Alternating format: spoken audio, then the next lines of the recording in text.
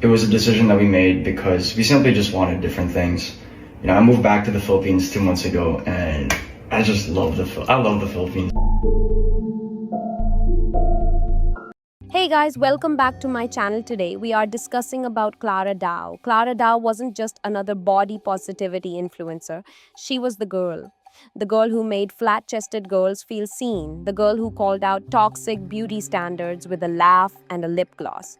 But in just a few months, she burned it all down. Her audience, her values, even her relationship. And now, in a twist no one saw coming, her dream man is gone too. I think it was a dream starting YouTube and social media, getting up to 2 million followers on that account. But I'm excited for what's gonna come. I'm back home, the place I grew up, and yeah, I'm excited for what's next. I don't know what to say. So what actually happened? Was Clara just another creator caught in a storm of algorithm pressure? Or did she sacrifice her entire brand for a guy who might have just been using her? Let's break it all down. Let's rewind. Because before the hate comments, the rage bait, and the good for him edits on TikTok, Clara Dao built something special. Her channel wasn't about perfection, it was about being real, about being flat-chested in a world of push-up bra tutorials. She gave voice to a body type that rarely had one, and girls loved her for it. She once was very, very inspiring, and she was like the sweetest, nicest person. She was that rare kind of influencer who made you feel like maybe, just maybe, you were enough. Until she wasn't that girl anymore. The shift was fast, uncomfortably fast. Clara's content went from wholesome and body positive to something people started calling rage bait. A kind of, you're gonna hate me for this, but I don't care vibe. She joked about betraying her community. She made light of surgery. She even mocked body positivity. I can do whatever the fuck I want without needing anyone's approval. That, to me, is true confidence. So no, I didn't betray what I stood for. At every point in my life, I lived in alignment with my truth. Before, I loved my flat chest, and now, I love my new chest. And if you're disappointed by my decision, I don't expect you to understand. Me saying goodbye to body positivity. When will you do it again? Never, never, never. Well, maybe someday. When? Tomorrow, her fans felt slapped in the face. And the backlash was loud. But then came him, her boyfriend. Cute, charming, and suddenly everywhere on her channel, their relationship became content. Content became aesthetic. And slowly, Clara's entire brand bent to match it. The internet noticed. I read one comment, he is using her. And now I see their point, why he was so happy to break up with Clara. TikTok comments started speculating. Was he pressuring her to change? Did she shift her image to impress him? Was she even in control anymore? And then came his breakup video. It was a decision that we made because we simply just wanted different things.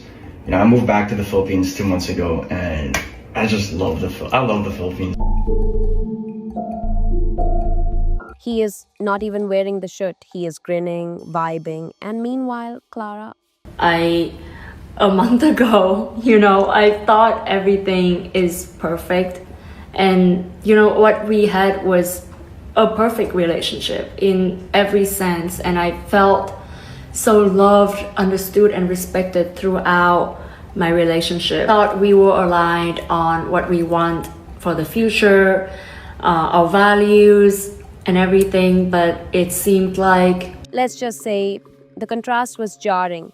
Clara's fans and former fans weren't shy. The comment sections turned brutal, not just for the breakup, but for everything that led up to it.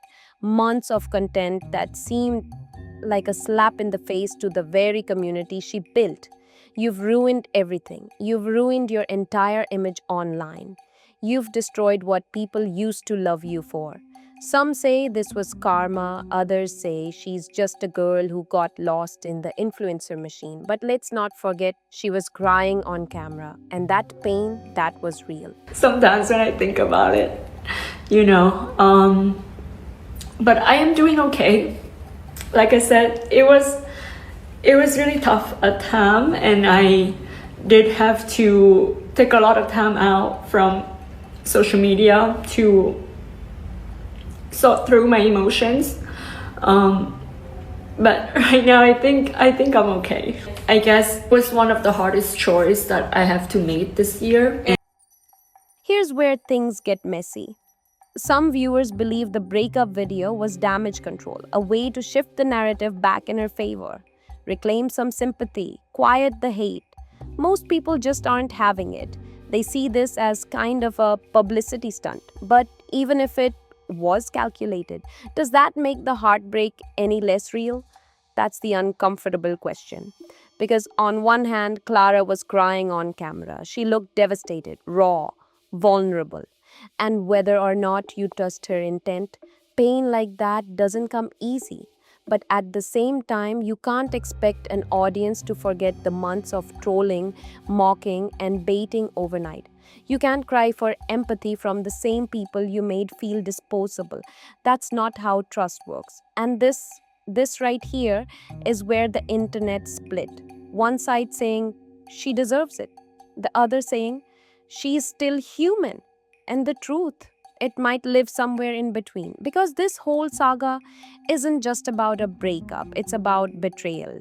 Not of a boyfriend, but of an audience. Her audience.